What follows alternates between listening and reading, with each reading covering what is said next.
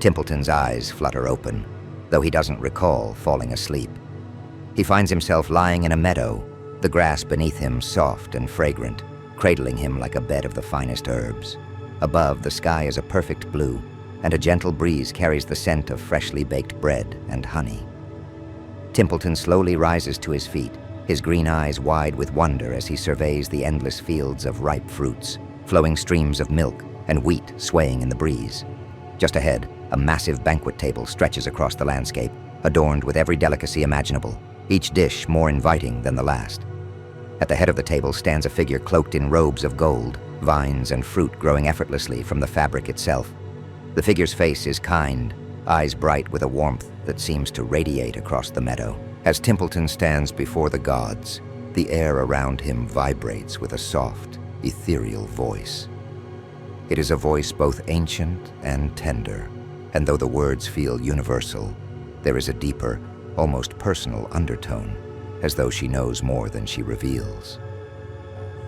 Ah, I see you now, touched by abundance, yet marked by death.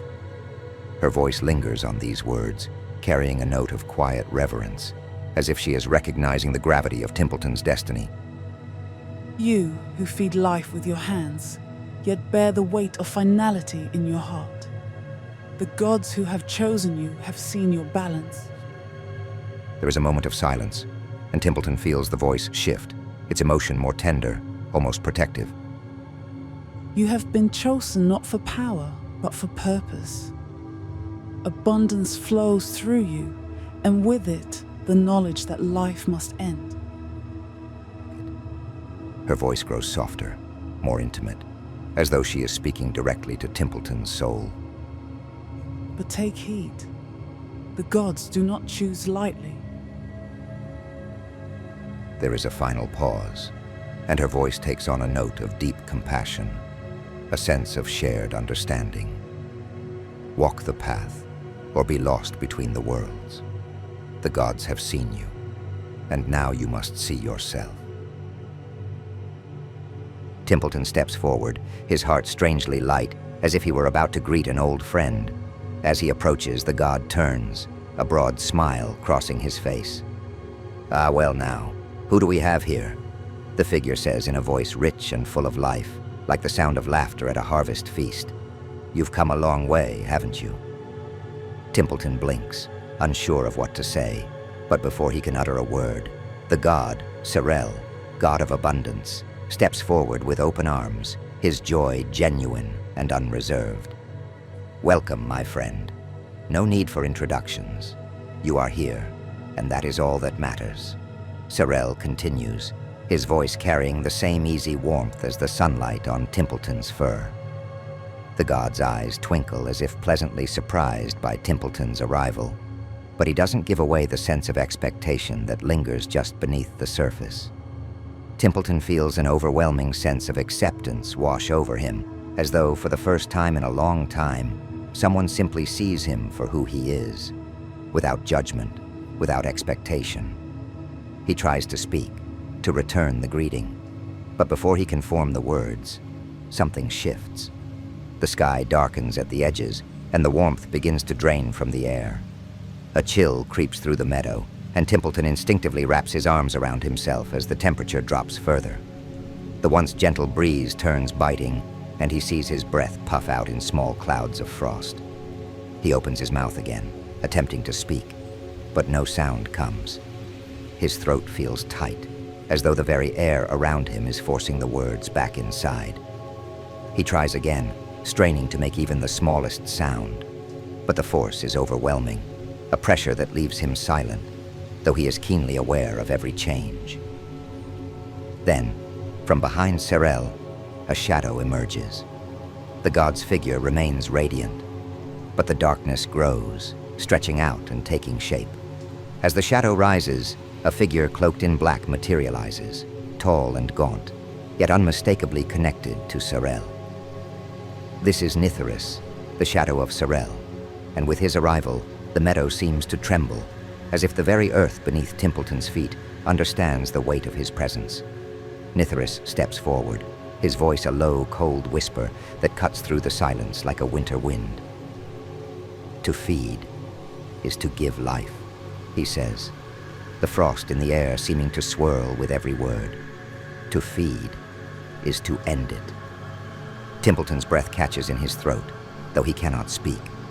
The chill of Netheris's words presses into his bones, cold and unyielding, but it isn't fear that he feels.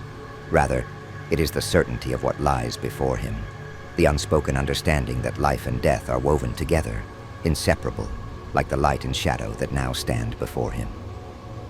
Sorel's warm gaze never wavers, but he too is silent, as though allowing Netheris his moment. And despite the chill, despite the silence that grips his throat, Timpleton understands everything with a clarity he's never felt before. He is here to receive their gifts, not just of abundance, but of balance, life and death in perfect harmony. The gods' voices merge in unison, their words filling the air around him. One act, two meanings.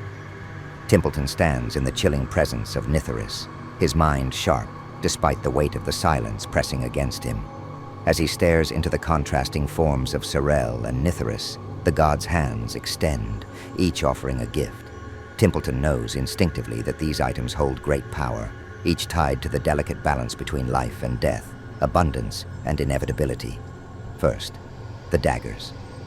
Two blades appear in Sorel's hands, both glinting in the dim light. One blade is a bright, gleaming silver, as pure and inviting as the fields around them. The other is darker, almost shimmering with shadow, like the night swallowing the last rays of the sun. As Timpleton gazes at them, Sorel brings the hilts together, and with a gentle click, the blades fuse into one, a butcher's cleaver. The cleaver's blade remains a brilliant silver, but the handle is pitch black, a perfect embodiment of the gods' duality. Sorel smiles, his voice rich and warm. Life is in the blade, abundant and sharp, providing sustenance, he says, before Netheris speaks, cold and matter-of-fact. But death is in the grip, a reminder that every slice brings the end closer. Second, the apron of life's edge. Sorel gestures, and from the air itself, an apron appears, the leather soft and sturdy, faintly glowing in the presence of both gods. It feels like home, like the kitchen, a place of warmth and creation. But there is something more. When the battle comes, it will harden, providing Timpleton protection in more than just his culinary craft. This apron, Sorel intones, is the armor of those who nurture, who protect life by feeding it. Then Netheris's voice cuts in, a cold echo. And when the time comes to defend what is precious, it will protect you from that which seeks to end. Lastly, the measuring spoon of fate. From Netheris's shadowed hands emerges a simple spoon, no larger than one used to measure salt or spices. But its weight, as Timpleton gazes upon it, feels heavier than the apron or the daggers combined. This spoon is no ordinary tool. It is a window into the unseen, into the faint threads of destiny. Sorel's voice is solemn now. Every meal prepared has the power to shape the world, to change a life, or end it. Netheris's dark gaze never leaves Timpleton's face. This spoon will guide your hand, not just to measure, but to see, to glimpse the truth hidden beneath the surface. Whether you choose to heed what it reveals, that is up to you. Timpleton feels the gravity of the moment. Each item has a purpose, each carries weight, not only in what it can do, but in what it represents. The cleaver, the blade, and the grip embodies life and death in equal measure. The apron shields him in moments of creation and destruction. And the spoon whispers of fate, of glimpses into futures not yet written. The gods fall silent, waiting. The meadow, still caught between warmth and cold, hangs in a frozen stillness, as if the very air holds its breath. Timpleton reaches out, ready to choose.